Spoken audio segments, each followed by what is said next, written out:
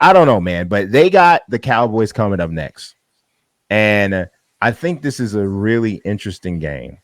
Um, I think, man, honestly, if you look at this, it's weird, right? Because these are two of the five most penalized teams in the league. And it's crazy. And I think that this game might actually come down to who plays with the most self-discipline and who's able to run the football effectively. The Vikings are leading the NFL in holding penalties, both offensive and defensive. Yeah. What is going on? Like, what's happening in practice, man? Are we not telling each other that, holding is an issue here? Like, tell me, what are you seeing each week when you see from a penalty standpoint with the Vikings?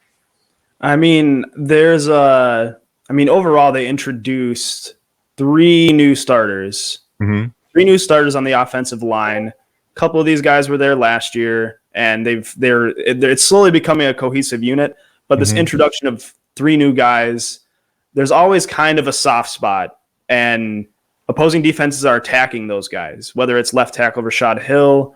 I know Oli Udoh committed like 3 or 4 holding penalties last week in Carolina. He's third in the NFL in most penalties. It's only 2 guys in the league that have more. He's got 6 penalties by himself. Yep, he's been struggling as of late, and it's been bad. It was bad week 1. The problems kind of went away, and then it's strange because against the Panthers they popped up again. But overall, like, Kirk was well protected and there were things, but either way, it's like those are complete drive killers. Like, you can't be keeping taking these penalties. So, our first round draft pick, Christian Darrisaw, he saw his first full game of action. He played great. Potential solution for Oli Udoh, whether he fixes it himself, might have to be third round rookie Wyatt Davis.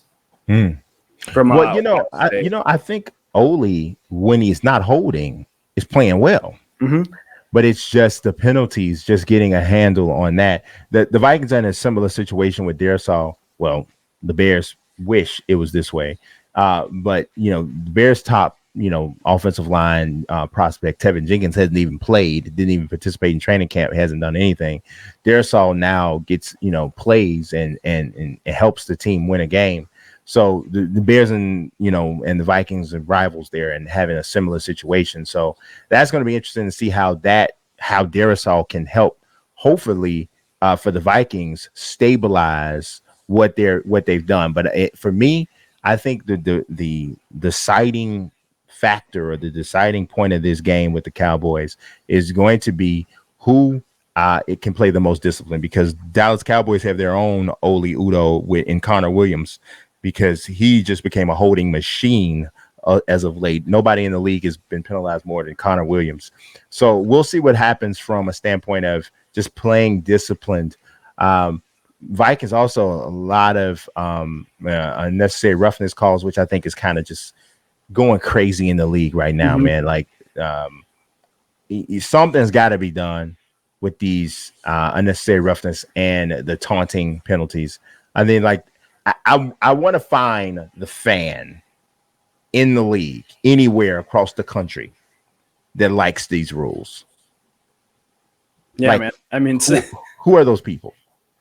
It's kind of, player safety is like 100% a concern, but it's really starting to kill some of the it's making these games a lot more lopsided in my mind. We've had a lot of close games, but those can just absolutely take over and give teams so many more chances at the end zone, which if you want points, you're getting points from them.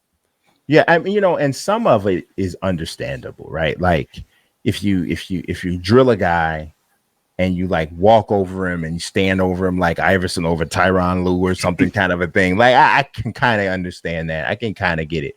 But I'm saying, DBs break up a pass and go in front of a guy and it's, a taunting penalty, or you sack a dude and you flex or something. And then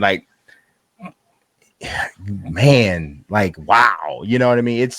It's weird. Like, there's definitely a line where I think this is kind of weird.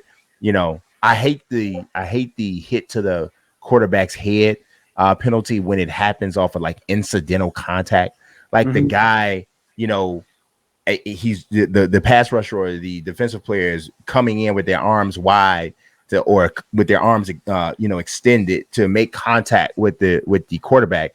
The quarterback then sees the guy coming, ducks down to kind of protect himself, and in that instant he gets hit in the head. And then now that, man, come on, like there's got to be some kind of common sense, don't you think?